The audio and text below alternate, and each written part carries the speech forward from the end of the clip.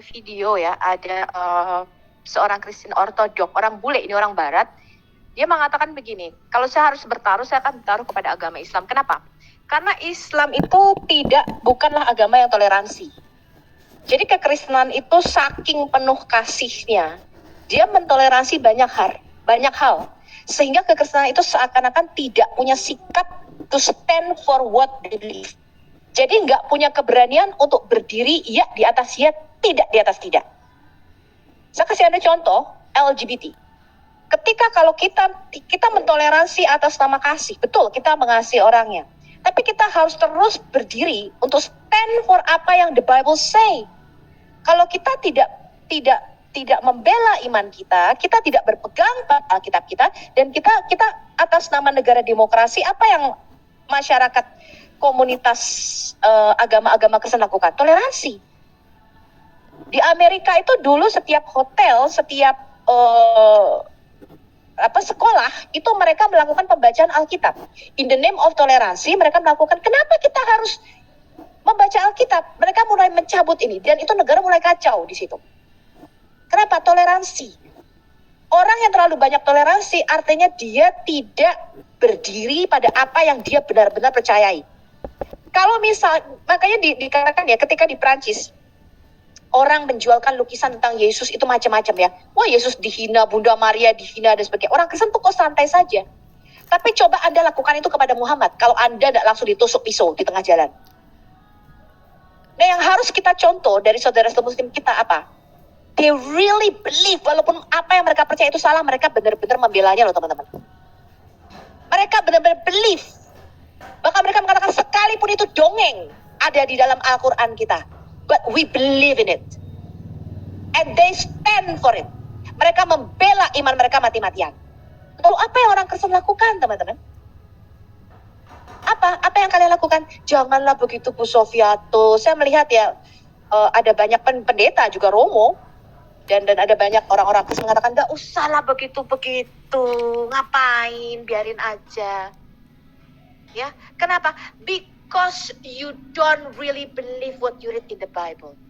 Nabil Qureshi mengatakan kalau kamu tidak memberitakan Injil, katanya, ada dua kemungkinan. Yang pertama, kamu tidak benar-benar percaya bahwa Yesus juru selamat. Karena kamu tahu Yesus juru selamat, tapi kamu tidak mau memberitakan Injil kepada saudara Muslim kita. Artinya kamu tidak benar-benar percaya Yesus adalah juru selamat. Yang kedua, kamu tidak peduli kalau saya binasa. Kenapa? Karena you read the Bible. Dan kamu tahu bahwa tidak ada jalan lain di luar Yesus Kristus. Kamu tahu kalau mereka percaya kepada Injil palsu, yaitu Yesus yang diserupakan, Injil yang diberikan, kitab yang diberikan kepada Isa ketika Isa masih nenek, surah 19 ayat 30. Kamu tahu mereka akan binasa. Mereka akan Maryam 71, wari dua itu artinya bring in, dibawa masuk ke dalam neraka. Jadi kita ketika memberitakan Injil, kita harus membedakan antara ajaran dan manusianya teman-teman. Saya setuju dengan Pak Malikil. Ya, what happened in Las Vegas, stay in Las Vegas. Apa yang terjadi di ring debat, biarkan itu di ring debat. Biarkan Muslim dan Kristen melihat perdebatan ini dan mereka memilih. Mereka memilih untuk memutuskan siapa yang akan mereka ikuti. Injil yang palsu atau Injil yang asli yang akan membawa mereka ke dalam keselamatan.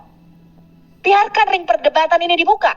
Kenapa? Karena tadi saya sudah katakan, selama Islam itu masih menganggap nabi-nabi yang ada di dalam Alkitab masih nyantol-nyantol ke iman Kristen, perdebatan ini gak akan pernah selesai, never finished. Karena Islam itu diciptakan tadi teman-teman. Dia diciptakan, Quran, itu untuk menentang pondasi dasar iman Kristen. Yang ditentang mereka itu 3.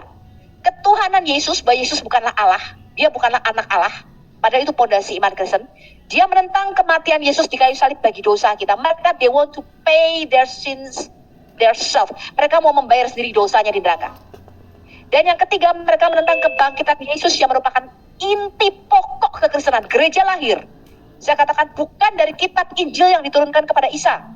Gereja itu lahir dari kematian dan kebangkitan Mesias. Ini yang mereka serang. Nah, ketika iman kita itu dibalikkan, Kristen bilang apa? Jangan ngomong apa-apa deh. We just shut silence. Silence is golden.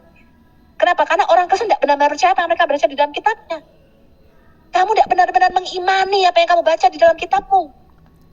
Jadi saya ketemu banyak di dalam gereja saya sendiri mengatakan, Sofia tuh nggak usahlah kamu lakukan itu berbahaya, very very dangerous.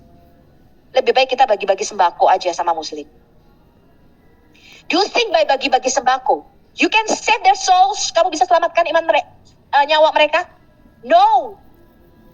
Hanya dengan berita Injil yang benar. Dikatakan bukan sembako yang berkekuatan Allah yang menyelamatkan setiap orang yang percaya, tetapi Injil. Roma 1 ayat 16. Injil adalah kekuatan Allah untuk menyelamatkan setiap orang yang percaya. And you don't believe in that. Kalian orang kan nggak percaya itu sih soalnya. Kamu nggak percaya bahwa Injil, hanya Injil lah, asli lah yang bisa menyelamatkan mereka. 2 Korintus 11 ayat 4.